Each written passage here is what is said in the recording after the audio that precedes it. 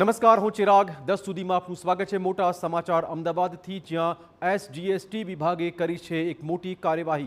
પાન મસાલા, બીડી, cigarette, સોપારી અને તમાકુના વેપારીઓને ત્યાં રેડ પાડવામાં આવી છે. અમદાવાદ સહિત ડીસા, પાલનપુર, પાટણ, બેચરાજીના એકમમાં આ કાર્યવાહી થઈ રહી છે. વધુ વાત કરવા જોડાશે અમારા સંવાદદાતા સચિન. સચિન, શું વધુ અપડેટ? જી સચિન.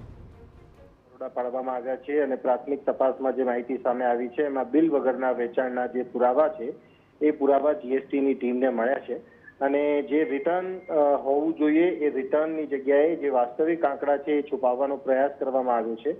અને જે કર ચોરી છે એ કર ચોરીની વાત કરીએ તો 6.54 કરોડની કર ચોરીનો આખો મામલો સામે આવ્યો છે.